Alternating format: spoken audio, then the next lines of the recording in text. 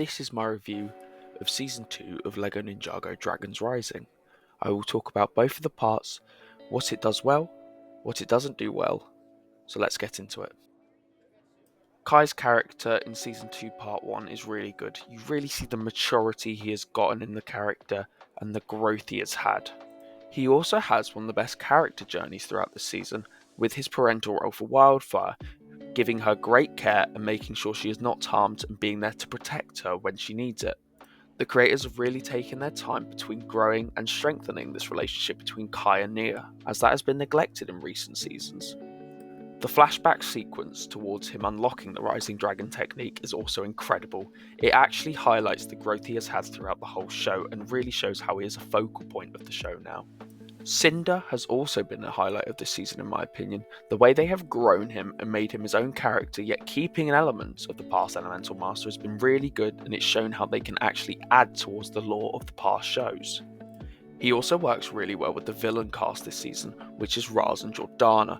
You really get this imposing power that the ninja probably could not defeat, as even the Wolf Clan foot soldiers do pose a threat to the ninja, let alone Cinder and his Shatter Spin abilities.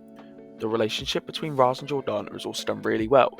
Raz is putting pressure on her and manipulating her just to complete his task that his master has set out, and this is done really well and shows that Jordana just wants to be liked and recognised by people. Raz also acts as a physical threat to the ninja, as he is able to keep up with them despite them learning these new techniques, and it shows that he is a powerful threat that even their elemental powers cannot keep up with. The way that Jordana's character is done throughout the season actually makes me think she will work with the ninja in Season 3 onwards and become a really powerful ally with her magic and other abilities she does have. I think one of the main focal points of this season has been the growing relationships in this new world, whether that's Kai and Wildfire or Lord Raz and Jordana. I think the reason these two relationships have been highlighted more than others is because Raz has been using Jordana, while Kai has been a gentle parent who is happily guiding Wildfire and making sure she doesn't go off the wrong path. I also think the ending of Season 2 Part 1 actually is really good as well, because it leaves this great cliffhanger where you get this really powerful threat has come across and one of the strongest ninja is locked away for him not to be there for the remainder of the season until the finale.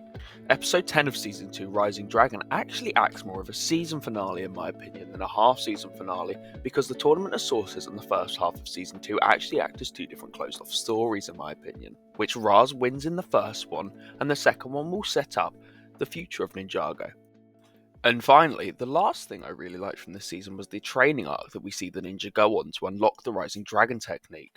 Rontu and Eagle, in my opinion, are really good characters. What they do is they add to the established lore of Ninjago and actually tell you more of what dragons can do. I liked as well they had links towards the first Spinjitzu Master, meaning that the past shows will still be linked to the current show, which is really good. I think the training arc we get is really good, as it shows where the ninja are currently at and shows what they need to do to improve to unlock the new Rising Dragon technique.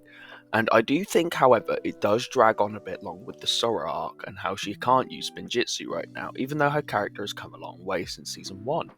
And lastly, I do like now how Sora is more freely able to use her powers as she unlocked her true potential in Season 1. What this does is it means that Ninja won't rely on the past experiences and actually can build new stories with this new tech power she has. This is a quick spoiler warning for if you haven't watched the second part of Season 2 and you don't want to be spoiled on what happens in it, please skip now. The Tournament of Sources actually brings back quite a big number of characters and also builds on characters that we have yet to have established in the Ninjago lore. Firstly, we see Zeatrix. Zeatrix is the older sister of Bellatrix, and what she does is she is built as this big threat towards the ninja and winning the tournament, as she is seen as a dangerous master who has her tournament invite withheld from her for reasons she does not know yet. There are 4 returning elemental masters, that being Mr. Pale, Tox, Camille, and Neuro, all from Season 4 of Ninjago. We also meet the new elemental master of Shadow, and through their similarities we can assume she is related to him. Frack, in my opinion, is a really good character. I like how he has this relationship with the ninja, yet also being an opposition to them. I like how he still idolizes them, yet he is able to compete on them with a similar level, and he also uses Cole's abilities.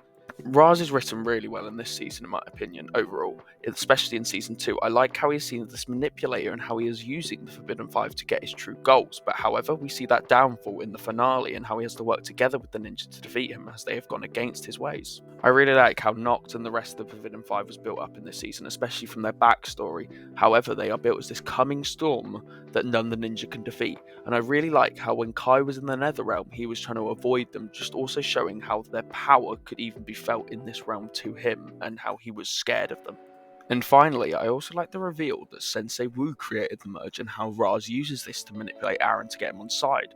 The only problem I have with this is how would Raz know that Sensei Wu caused it? And this also sets up the character of Aaron in an interesting direction, as we do not know where he's going to go next season. As if he's going to try and revert the merge to find his parents, that'd be an interesting way to take him in my opinion. In my opinion, I really didn't like how Roby was done in this season. He became annoying and his character became repetitive.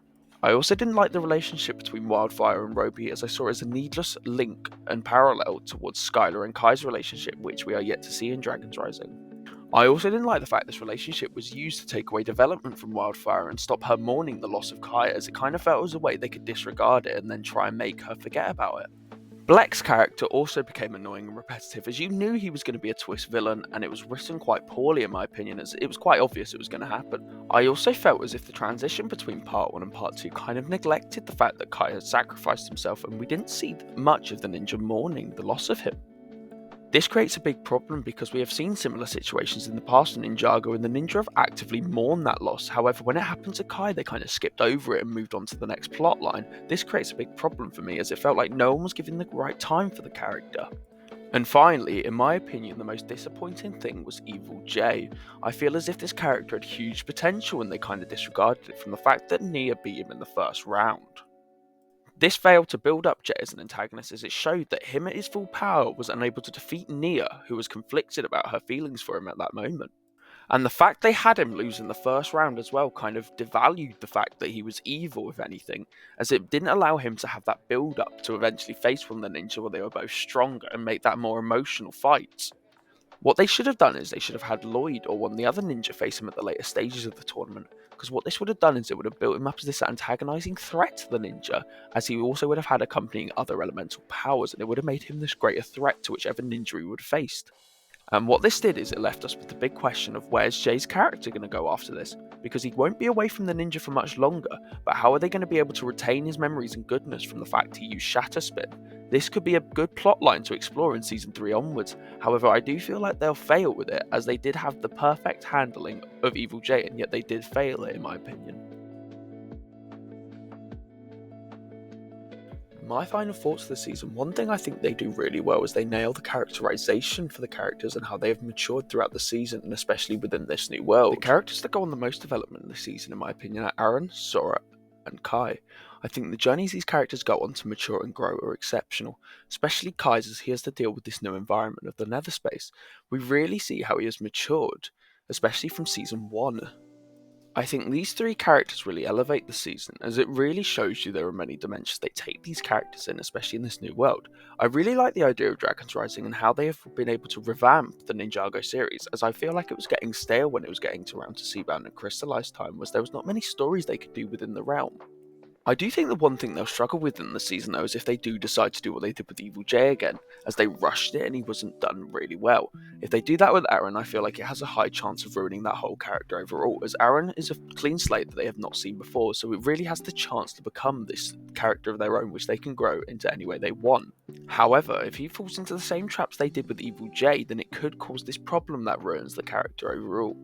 I could also see the journey Raz and Aaron going on being the last journey of Raz in the show, as I feel like that could be the end of his character, as he has been there for 3 seasons now and has really brought the show a long way. He has been a great villain and has really tested the ninja at times. However, I do think it is time for the ninja to move on to something else new. And finally, I do feel like if you look at this season as 2 separate seasons, it becomes much better, as I feel like the second part really takes apart from the first part, as I feel like the first part is a spectacular season of Ninjago. However, the second part seems like its own contained season that is meant to mimic Season 4 Tournament of Elements. However, I do feel like if you do combine them, it is still better than Season 1. That is not to discredit Season 1, however, as I feel like Season 1 was just them getting to grasp this new world, while Season 2 they really elevated it in my opinion. I really like everything. The wildness, just how they brought the characters together, everything has been spectacular this season. In my opinion, however, you can overlook the bad elements in the season. I would end up giving it a 9 out of 10. I do think it is a very good season of the show and could end up being one of the best when looking back at it with the rest of the show. However, you do have those bad things that just hold it back from being a 10 out of 10 in my opinion. It does go above season 1 and it is a really good part of the show. If you've made it all the way through, please like and subscribe. This is my first time doing one of these types of videos and I know the audio quality will be poor, so please just tell me any way I can improve and leave a comment on what you would like me to do in the future, please.